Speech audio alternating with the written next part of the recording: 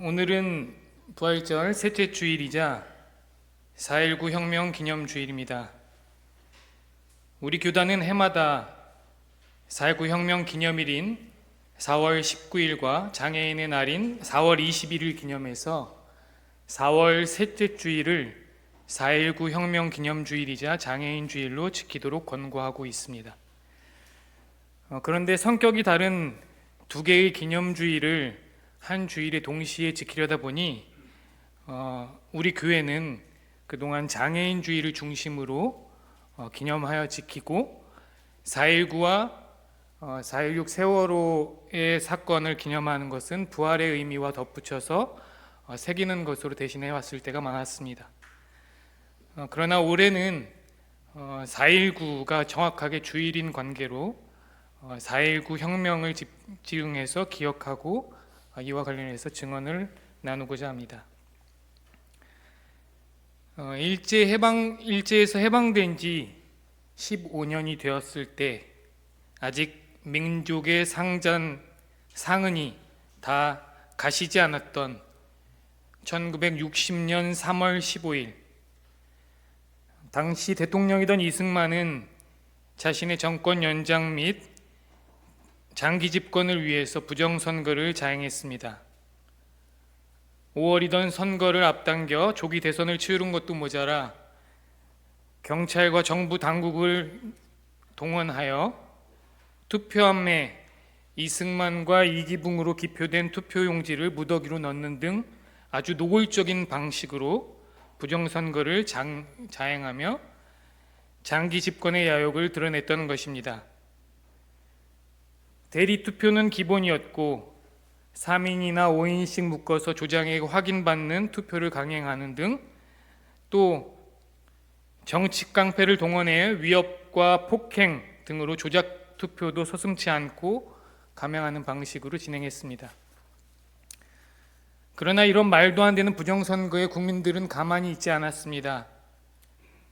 투표권을 뺏기고 우롱당한 시민과 학생들은 거리로 뛰쳐나와 부정선거 무효를 외치며 규탄 성명을 발표하는 등 적극적인 시위를 벌였습니다.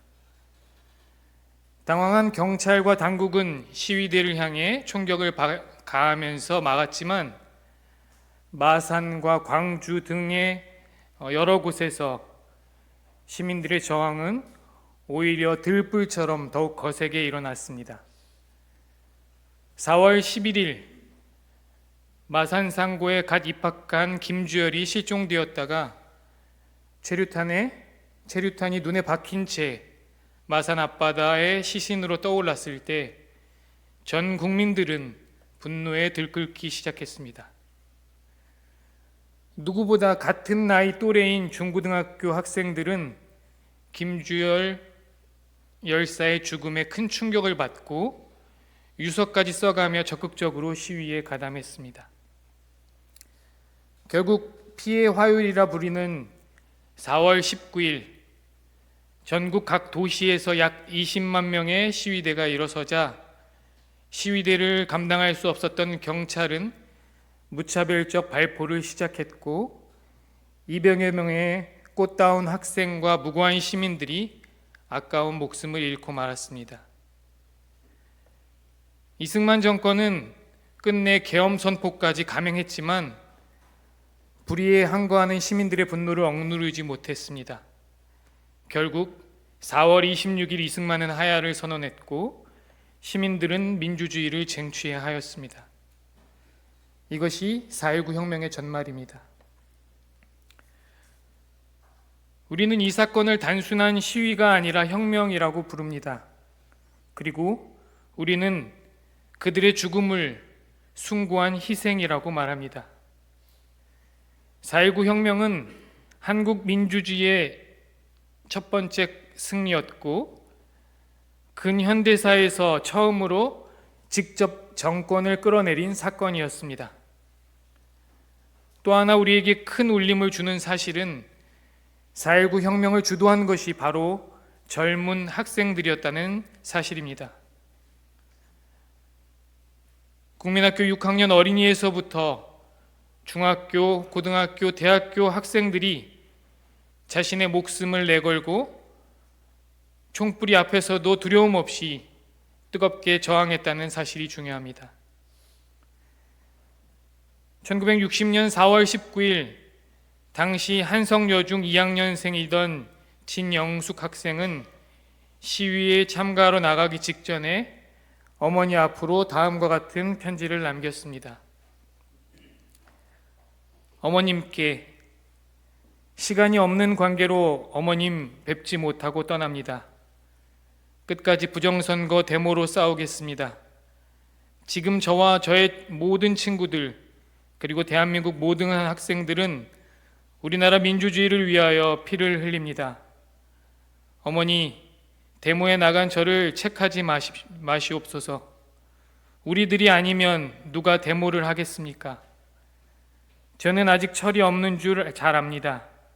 그러나 국가와 민족을 위하는 길이 어떻다는 것을 잘 알고 있습니다. 저의 모든 학우들은 죽음을 각오하고 나간 것입니다. 저는 생명을 바쳐 싸우려고 합니다. 데모하다가 죽어도 원이 없습니다. 어머니, 저를 사랑하는 마음으로 무척 비통하게 생각되시겠지만 온 결의의 앞날과 민족의 해방을 위해 기뻐해 주세요. 이미 저의 마음은 거리로 나가 있습니다. 너무도 조급하여 손이 잘 놀려지지 않는군요. 부디 몸 건강히 계세요. 거듭 말씀드리지만 저의 목숨은 이미 바치려고 결심하였습니다. 시간이 없는 관계상 이만 그치겠습니다. 진영숙의 편지. 그는 시위버스를 타고 미아리 고개를 지나다 경찰이 쏜 총에 맞아 절명했습니다. 그의 나이는 만 14세. 한창 장밋빛 미래를 꿈꿔야 마땅한 꽃다운 나이였습니다. 스스로도 아직 철이 없는 줄 잘 알았던 그가 이토록 비장하게 되었던 것은 무엇이었을까요? 그곳에 자신이 목숨을 건다고 해서 그가 얻을 수 있는 것은 아무것도 없었고, 서로 그가 그 자리에 가지 않는다고 해서 아무도 그를 비난하는 사람도 없었을 것입니다.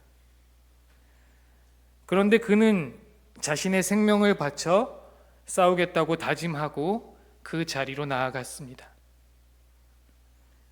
우리는 이러한 죽음을 숭고한 희생이라고 합니다. 자신의 이해나 개인적 욕망을 넘어서 대의를 위해 자기의 목숨까지도 기꺼이 내어놓는 희생이기 때문입니다. 그런데 이렇게 아무것도 얻을 것이 없고 아무 계산도 없는 이러한 숭고한 희생은 결국 사람을 변화시키고 세상을 변화시킵니다. 오늘의 4월 혁명이 그랬고 1970년 전태일의 죽음이 그랬고 올해로 40주기를 맞는 김세진 열사와 또 수많은 민주 열사들의 숭고한 희생이 그랬습니다. 그들의 숭고한 희생으로 수많은 사람들의 삶이 바뀌었습니다. 역사를 바꾸었고 오늘 우리가 사는 현실도 바꾸어냈습니다. 우리가 잊지 말고 기억해야 할 사실은 바로 우리에게 주어진 오늘의 현실이 이렇듯 값지고 숭고한 희생의 결실로 이루어졌다라는 사실입니다. 37살의 한 평범한 목회자가 있었습니다. 그는 정치는 정치인들이 알아서 할 일이고 나는 열심히 목회나 하면 된다고 생각했던 사람이었습니다. 그런 그가 바로 4.19 혁명의 피비린내 나는 현장을 생생하게 목격하게 되었습니다. 그리고 그 사건으로 인해 평범한 목회자는 민주화의 투사가 되었습니다. 그분은 바로 박형규 목사님이셨습니다. 결혼식 주례를 하러 가던 박 목사님은 현재 청와대인 경무대 앞에서 4.19 혁명대를 만났습니다. 그리고 그들이 피 흘려 쓰러져 가는 모습을 보면서 큰 충격을 받았습니다. 박 목사님은 당시의 상황을 이렇게 회고했습니다. 그들에게서 나는 십자가에서 피 흘리는 예수의 모습을 보았다. 마치 하나님의 진노가 쏟아지는 것 같은 강렬한 느낌이었다. 그렇게 박 목사님은 4.19 혁명을 통해 민주화 운동에 뛰어들게 되었습니다. 국가와 민족을 위해 자신의 생명을 내놓겠다던 중학교 2학년 여학생의 숭고한 희생이 평범한 목회자를 민주화 투사로 바꾼 계기가 되었던 것입니다.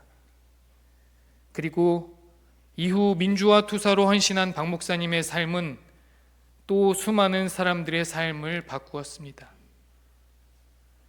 결국 그 소녀의 숭고한 희생이 우리의 역사와 세상을 변화시킨 것이라고 할 수 있는 셈입니다. 과거가 현재를 도울 수 있는가? 죽은 자가 산 자를 구할 수 있는가? 하는 한강 작가의 물음은 이름 없이 죽어간 그 희생이 진실된 역사가 지금 나를 살리고 있다라는 사실을 우리는 결코 잊어서는 안 된다라는 그 실존적 물음을 우리에게 제기하고 있는 것입니다. 그렇다면 우리가 믿는 신앙은 무엇입니까? 우리가 따르는 예수 그리스도의 십자가 사건의 본질은 무엇입니까? 그것은 기꺼이 자신을 내어주는 사랑, 그 숭고한 희생이 아닙니까? 그 사랑과 희생으로 그를 따르는 제자들을 변화시켰고 수많은 그리스도인들을 변화시켰고 오늘 우리를 변화시키고 있는 것이 아닙니까? 이제 오늘의 말씀을 한번 살펴보도록 하겠습니다. 부활절 셋째 주일은 오늘 우리에게 주어진 말씀은 성서일과 서신서가 제시하는 베드로전서 1장의 말씀입니다. 베드로전서는 흔히 박해서신으로 잘 알려져 있는 본문 중에 하나입니다. 특정한 박해의 국면을 반영한 것은 아니지만 그리스도인이 환영받지 못하는 로마 사회 안에서 그리스도인으로 살아가는 이들에게 전하는 서신이기 때문에 그렇게 붙여졌습니다.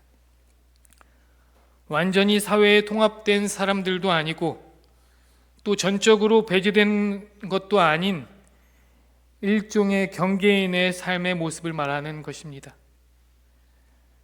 그들을 가리켜서 베드로전서 1장은 나그네라고 표현하고 있습니다. 좀 더 분명하게 말하면 본문이 말하는 나그네는 현실 사회 안에서 법적 지위를 뜻한다기보다는 종말론적 믿음 안에서 땅 위에서 살아가는 사람들의 그 실존적인 고민을 상징적으로 나타내는 말입니다. 같은 의미에서 오늘 그리스도인들도 마찬가지로 나그네입니다. 힘이 지배하는 세상에서 사랑을 추구하며 살고 욕망을 따르는 삶이 아니라 하나님 나라의 산 소망을 바라보고 살고자 하기 때문입니다. 기존 질서를 당연한 것으로 받아들이지 않고 하늘의 관점, 하나님의 시각에서 세상을 보기 때문에 그리스도인들은 세상과 불화하기 쉽고 이질적으로 살아가는 나그네인 3일대가 많습니다. 그런데 세상과 다르게 살고자 결단하고 변화의 삶을 꿈꾸는 그리스도인들도 세상의 유혹 앞에서 믿음의 길에서 벗어나거나 하나님을 등지고 살 때가 많습니다.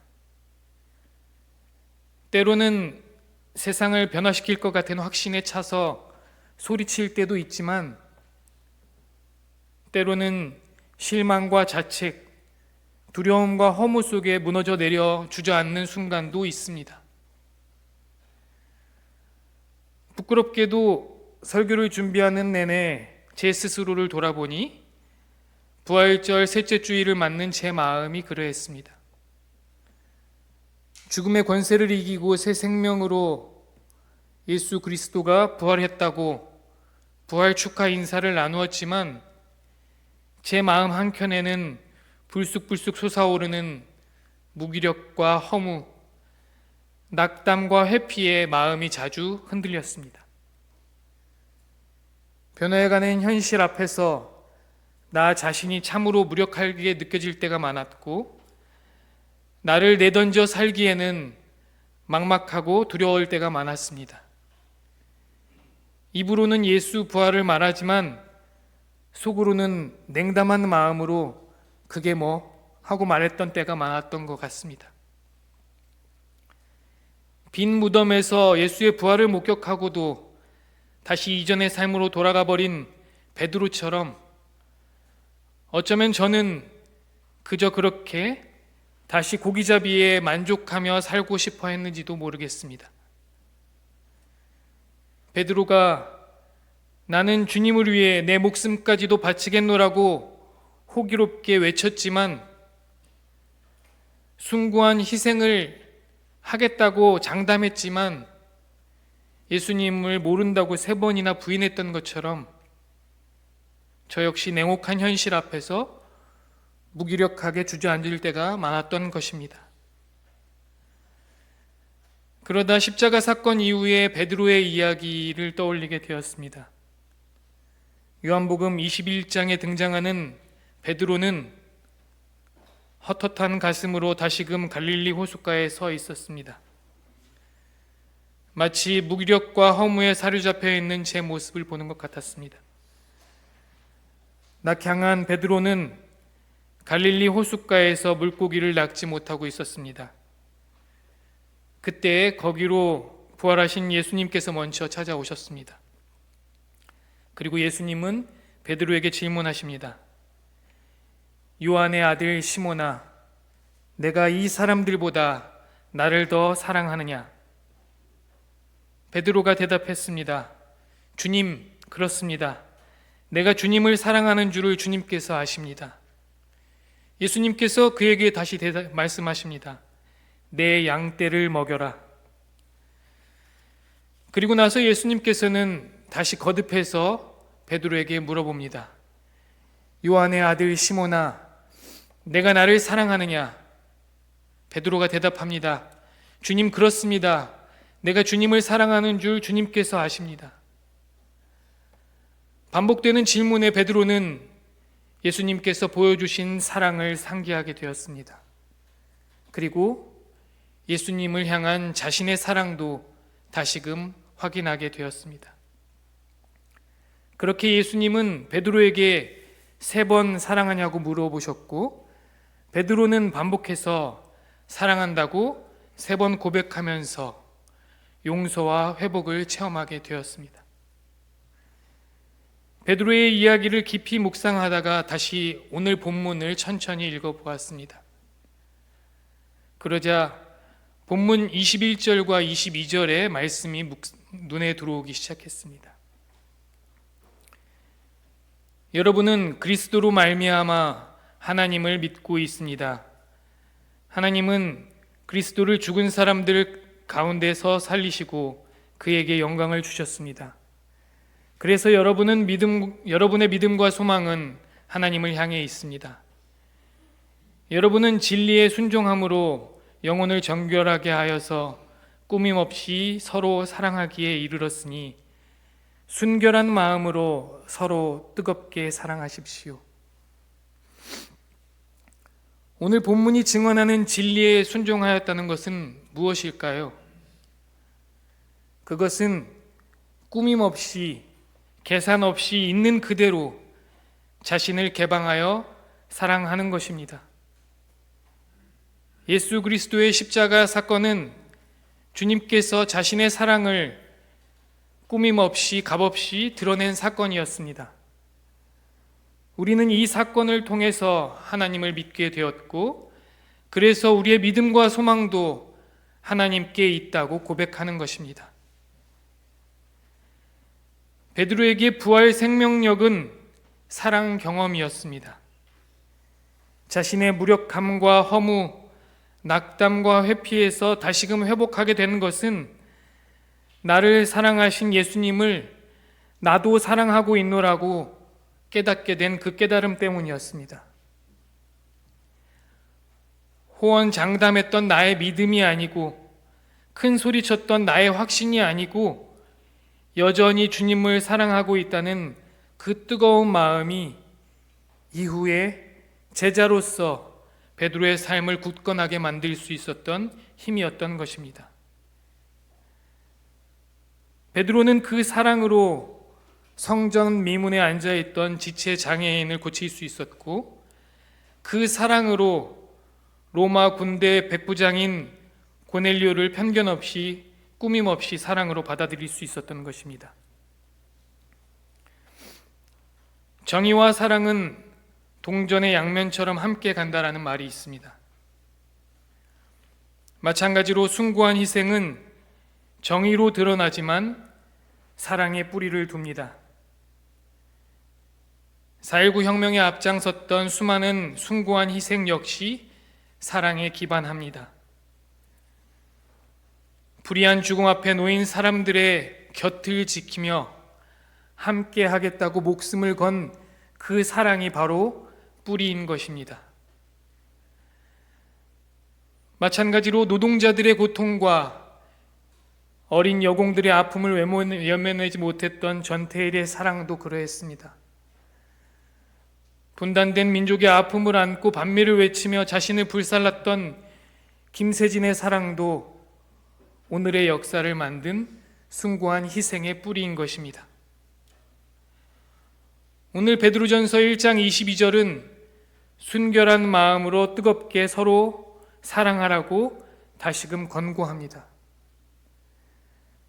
세번역 성경 각주를 보면 뜨겁게라는 표현을 변함없이 또는 깊게라고 덧붙여 설명하고 있습니다. 그러니까 뜨겁게 사랑한다는 말은 불꽃처럼 사랑하라는 말이 아니고 어머니의 사랑처럼 깊고 변함없이 사랑하라는 것입니다. 오늘 저는 어마어마한 사랑을 말씀드리는 것이 아닙니다. 물론 이름도 없이 빛도 없이 가장 낮은 자리로 내려가서 핏방울을 땀방울처럼 흘리는 희생을 하고 주님을 사랑하시는 데까지 실천하시는 위대한 분들을 존경하고 따르기는 합니다. 그러나 우리 모두가 그렇게 살아야만 한다고 여기지는 않습니다. 우리 모두가 숭고한 희생 앞에 자신을 내어놓을 수 있다고 생각하지도 않습니다. 다만 내 욕망, 혐오, 선입견을 비우고 꾸밈없이 한결같이 한 사람 또 한 사람을 서로 사랑하고 생명력을 북돋우는 삶이 바로 부활의 삶이라고 저는 믿습니다. 나그네로 살아가는 오늘 우리의 세상은 죽음의 세력으로 뒤덮여 있습니다. 우리의 생명력을 갉아먹고 욕망의 끈으로 우리를 얽어먹는 모든 것들이 많습니다. 하루하루 애쓰고 수고하며 열심히 일하는 평범한 사람들을 맥빠지게 만들고 편을 가르고 그 사이에 높은 담을 세우고 화해와 평화의 발걸음을 무력화시키는 많은 장애물들이 있습니다. 때로 그 현실의 담이 너무 높아서 무기력과 허무함에 빠질 때가 많습니다. 그러나 여러분은 그때 사랑을 기억하십시오. 거대한 변화, 강렬한 확신, 큰 꿈과 비전을 바라보지 말고 작은 사랑의 실천을 변함없이 깊게 지속하십시오. 서로 사랑하십시오. 우리가 서로 사랑하면 할수록 우리의 인생은 더욱 굳건해질 것입니다. 너를 사랑하면 할수록 내가 더 큰 힘을 얻을 수 있도록 주님은 우리에게 설계해 놓으셨습니다. 사랑의 샘물은 퍼주고 나면 사라지는 물이 아니라 다시 깊은 곳에서 끊임없이 솟아오르는 샘물입니다. 오늘 밖에는 기회가 없을 수도 있습니다. 내일이면 사랑할 수 없음을 후회할지도 모릅니다. 그러니 여러분, 서로 사랑하십시오. 여러분의 삶이 거기에 달려 있다는 듯이 서로 사랑하십시오.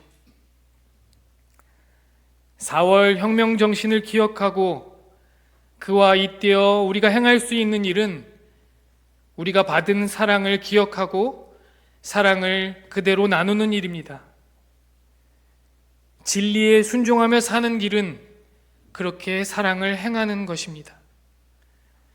부디 오늘 여기 나에게 주어진 삶 속에서 간접적으로 만나는 이들을 꾸밈없이 순수한 마음으로 뜨겁고 깊게 한결같이 사랑하시며 부활의 생명력을 나눌 수 있는 저와 여러분이 되시기를 간절히 소망합니다. 이 말씀 새기면서 함께 침묵으로 기도드리겠습니다.